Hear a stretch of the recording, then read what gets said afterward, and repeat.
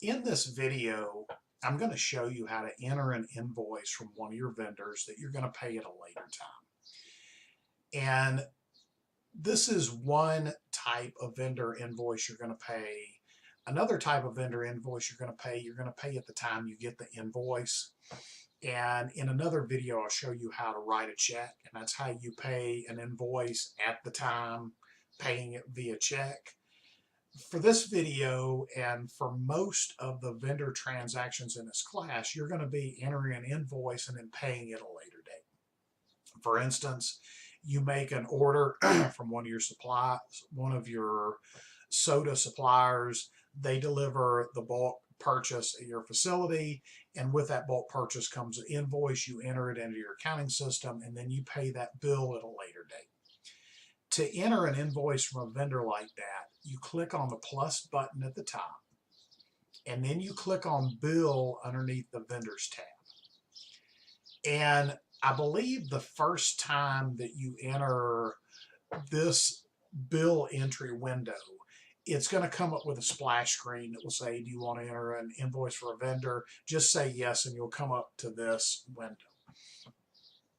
And a couple of things I want to point out in this window. You first off have up here, choose your vendor. And then once you set your vendor up, it'll automatically drop in the mailing address. So I'm working from a database that has all the transactions in it where I work through this exercise during the summer. You're not going to have any vendors, and you're going to have to set up every vendor. So when you do that, you click on the Add New. It brings this pop-up window. Hit Details. And in this class, the things you're going to be filling out for a vendor is the company name and then the address. Nothing else I'm going to ask you to enter. And just like I'm going to pull up one of the vendors I already have set up, Appalachian Craft Soda, which is one of the vendors you're going to have to set up. You notice it automatically populates the terms, automatically populates the mailing address, populates the terms. Make sure that the terms for every invoice entered in this class is net 30. It should automatically populate that after you enter the first invoice for one of your vendors, but just make sure it's net 30. And why that's important is that through the semester, I'm going to be asking you what is the total for current accounts payable, what is the total for accounts payable that is past due 31 days to 60 days. And if you don't set the terms up right, it's not going to report right in the reports, which is going to be where you enter the numbers in the quizzes. Bill date, I'm going to give you the bill date, and then it'll automatically populate the due date 30 days in the future. Bill number is over here on the right hand side, is where you enter the vendor's invoice number. And then what you notice here is you've got two windows for entering what is on the invoice in this entry screen. The accounts details are from your chart of accounts. And they're going to be, you've got a web development company, and you're not going to enter an item. You're going to enter an account detail, which is going to be marketing and advertising. Item details is going to be for your beverage suppliers.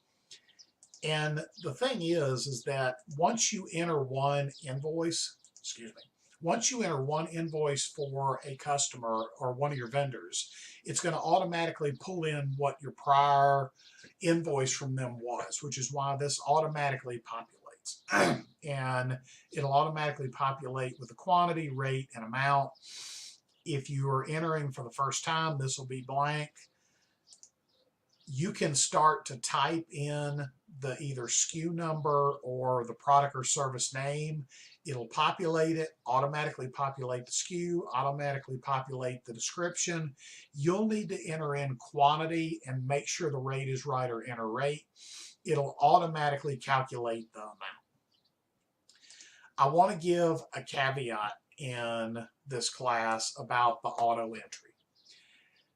During the summer, QuickBooks did an update and ended up having where the invoices that I was preparing for customers was not auto-populating.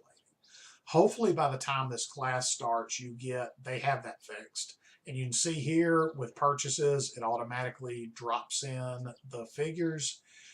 My word to the wise is don't wait till the last minute to do your QuickBooks transactions, because just like the real world, you're going to have tech issues and you're going to have to work around those tech issues. So just make sure you give yourself enough time to work the exercise, and I generally give 2 days or more to do the exercises. And once you're done, if you have several invoices, you can come down and do save and new, or hit save and close. I'm not going to save this because I want to keep the database that I have without entering new data. I hope that this helps you get started in entering vendor invoices to be paid later. Hope you found this video useful, and if you have any questions, either drop me an email or ask me in class, and I'll be glad to help you out any way I can. Thank you, and I'll talk to you later.